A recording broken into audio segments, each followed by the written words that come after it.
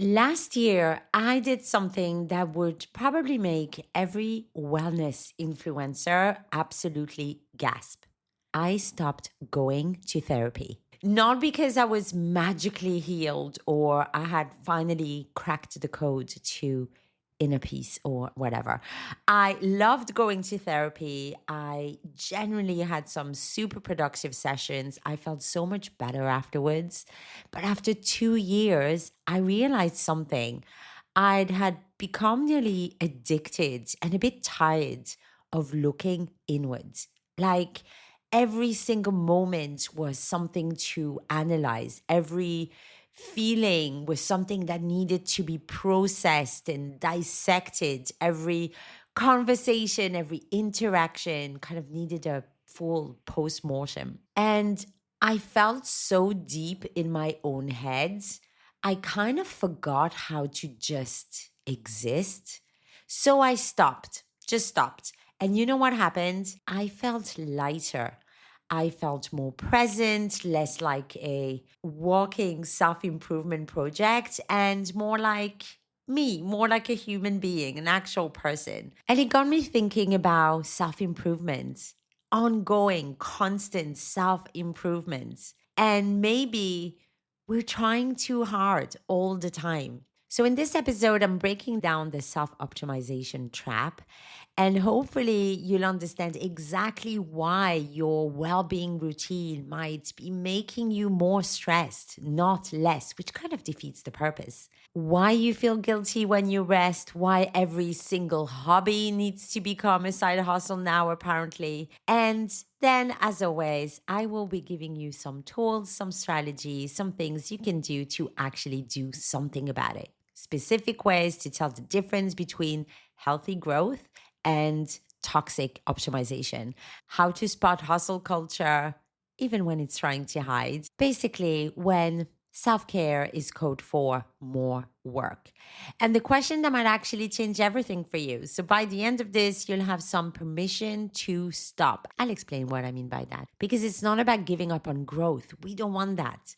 But it's about growing in a way that doesn't destroy you in the process. Ready? Let's dive in. Hey, I'm Noemi, former queen of bad habits and corporate go-getter turned well-being coach and personal growth junkie. And in a world full of overwhelming wellness advice, we're here to cut through the noise. This is your space to master healthy habits, transform your mindset, own your well-being, and design a life you love on your terms. We're ditching the highlight reels and embracing the whole messy, imperfect journey towards becoming our absolute best selves. You're the author of your own story. So are you ready to write the next chapter? Let's go, and welcome to Unwritten Potential.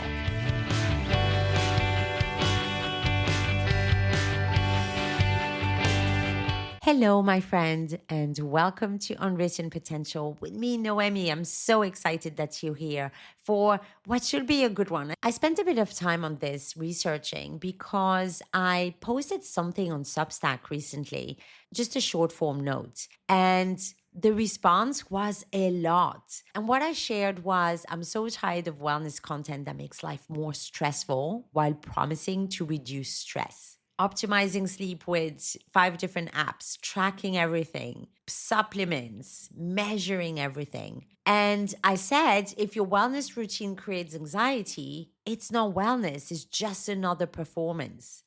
And the comments, oh, wow. People were just like, yes, I feel this. The exhaustion, the guilt, the creeping kind of sense that their self improvement efforts are somehow making everything worse. But here's the wild part. We're currently spending $6.8 trillion globally on self-improvement. That's trillion with a T.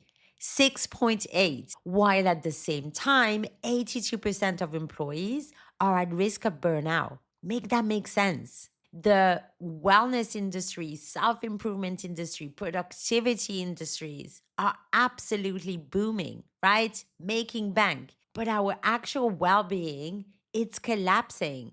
So clearly there's something really, really wrong here. There was a study last year from the Consulting Psychology Journal, and they call this the curse of constant optimization, which is honestly the perfect name for it. And here's the trap works. And pay attention because I know you've done this. I've done this. You spot a flaw in yourself. Could be anything.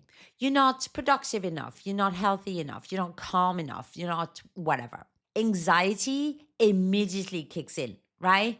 Your brain goes into problem solving mode. You find the solution. Awesome. You buy the app, you start the program, and that brings you temporary relief. And then you immediately start scanning for the next thing to fix. Rinse, repeat forever. This isn't growth.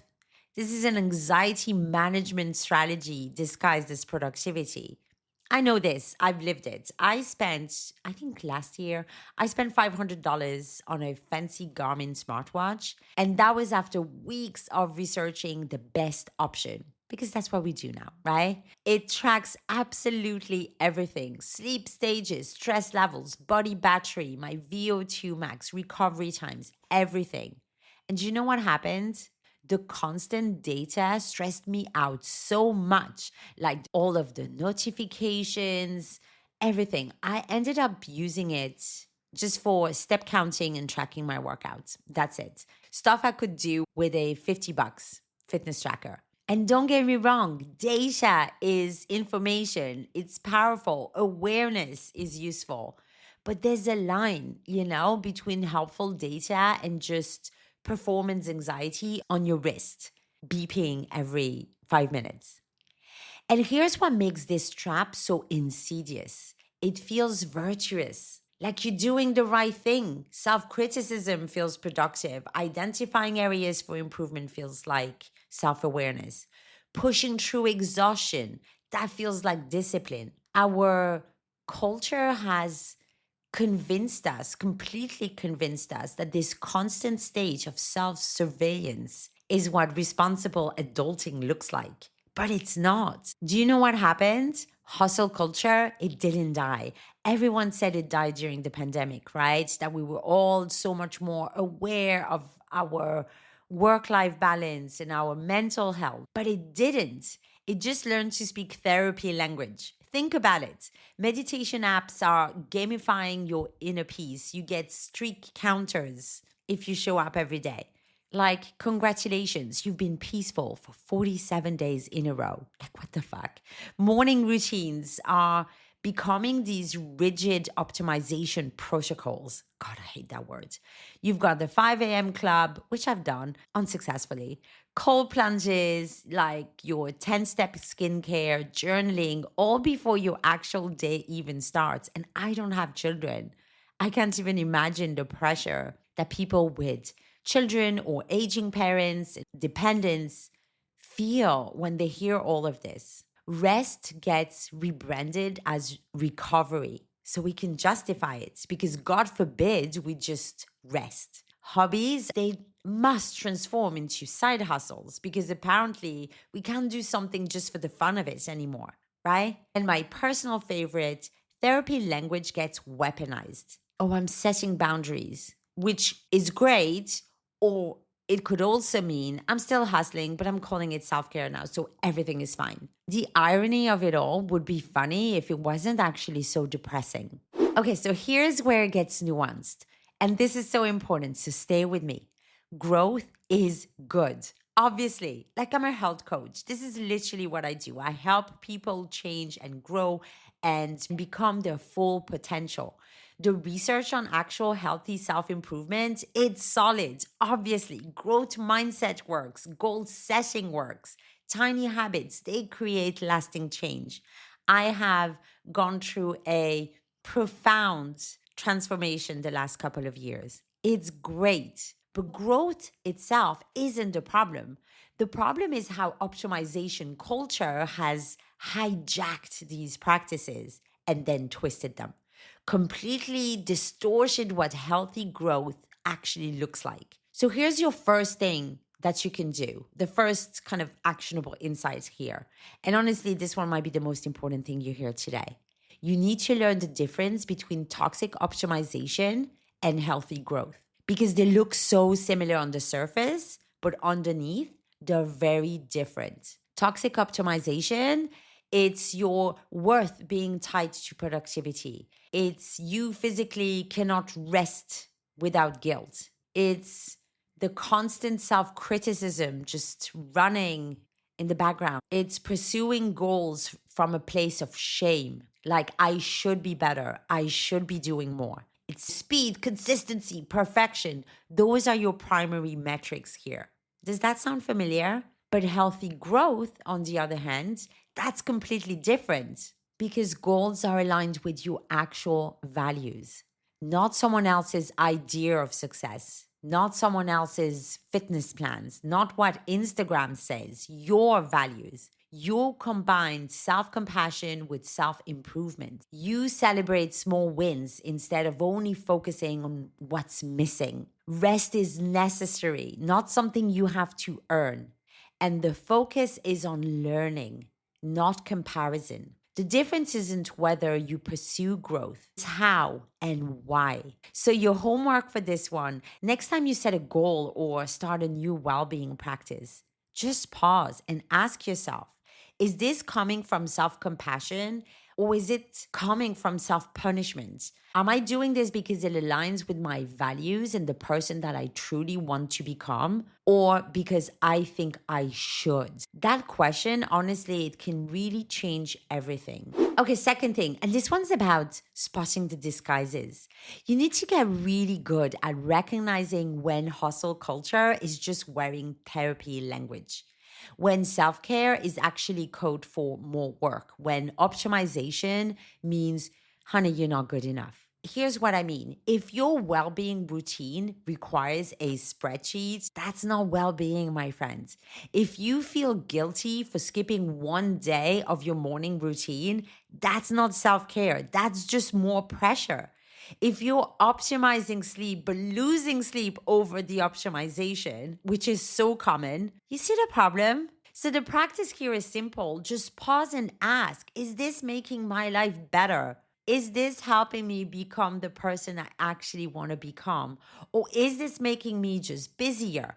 Is this tool serving me? Or am I serving it? Because there's a difference, my friend. There's a big one. Which brings me to number 3, the practice of actually stopping. And I know it sounds so counterintuitive.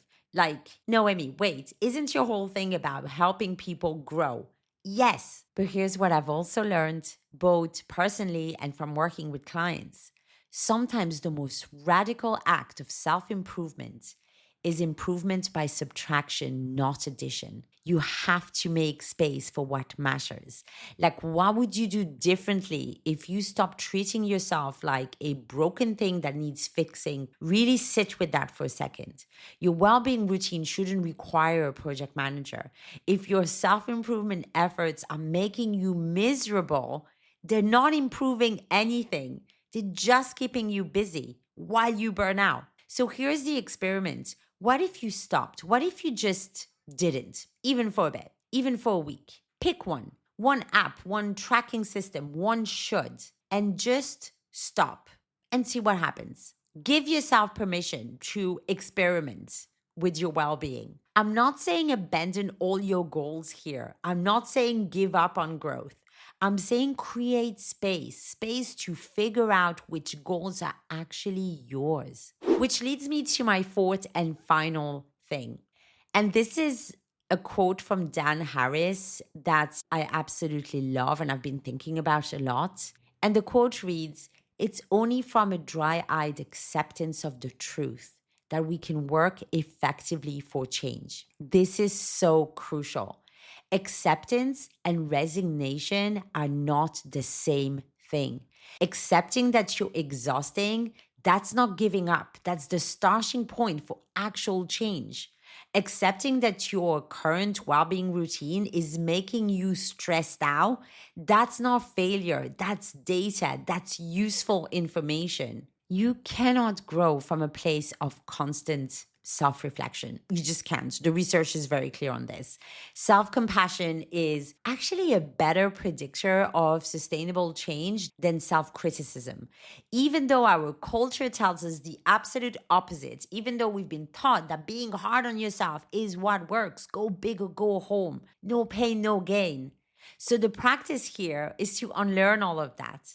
When you notice yourself in that self optimization spiral, just pause, literally stop what you're doing, take a breath. And instead of immediately jumping to, okay, what do I need to fix? Try asking, what do I need right now? Not what should you need, not what the well-being industrial complex says you need. What do you actually need? Maybe it's rest. Maybe it's to stop tracking for a day. Maybe it's just to watch trash TV without guilt. My guilty pleasure is Love is Blind on Netflix. If you want to exchange notes, just ping me. And enjoying your guilty pleasures without feeling sorry about it. Because here's the thing, some days you'll make progress and you'll feel like an absolute fucking rock star. And some days you'll be moody and you'll want to do absolutely nothing. And both versions of you are valid. Both deserves kindness and compassion. Neither one needs optimizing. All right, my friends. I wonder if maybe that felt a bit like a rant, but I needed to get it out of my system. So I really hope that you enjoyed this episode. Share with me one thing that you're going to stop tracking or stop optimizing, even if it's just for a day. You can email me at noemi@unwritten.coach, or you can head to unwrittenpotential.com. Sign up for my newsletter. You'll get all of my articles in your inbox. Plus, I always share evidence-based tools that actually work in our very real, very messy, beautifully messy lives. Thank you so much for listening. This has been Unwritten Potential with me, Noemi. And remember, my friends, you're not a project, you're a human. Bye.